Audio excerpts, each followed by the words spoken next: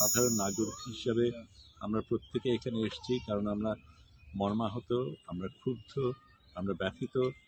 আমাদের দেশের একজন নাগরিকের প্রতি এই রকমের অন্যায় হবে, এই রকম নৃশংসভাবে একজন বাংলাদেশিকে হত্যা করা হবে, সেটা আমাদের কাছে কোনোভাবেই গ্রহণযোগ্য না। আমরা ভিন্ন বাংলাদেশের স্বপ্ন দেখেছি। স্বৈরাচার যাওয়ার পরে, এতগুলি মানুষ রক্ত দেওয়ার পরে সত্যিকার অর্থে একটা বৈষম্যহীন বাংলাদেশ আমরা পাবো ভেবেছি।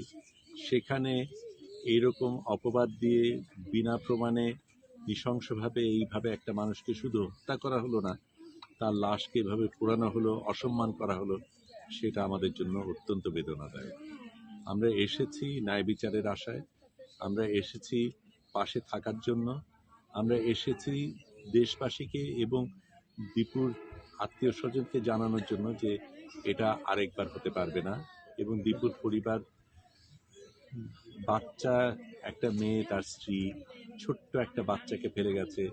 এই মেধাবী ছেলেটা এই সংসারটাকে জিয়ে রাখত। সেরকম একজন মানুষকে আমরা কোনোভাবেই তার শূন্যতা আমরা পূরণ করতে পারবো না, কিন্তু এইটুকু আমরা করতে পারি, তাদের জানান দিতে পারি যে তারা একা না, প্রতিবাদ করার জন্য অনেকে আছে এবং ন্যায় বিচার আমরা অবশ্যই আদায় করে ছাড়ব। সরকারের প্রতি আমাদের দাবি, সমাজের প্রতি আমাদের দাবি, ন্যায় বিচার শুধু হোক তার চাই না, আরেকবার যাতে বাংলাদেশে এরকম একটা জিনিস যাতে না হয় এবং সত্যিকার অর্থে বৈষম্যহীন বাংলাদেশের দিকে যাতে আমরা যেতে পারি। স্যার, একটি বিষয় আমরা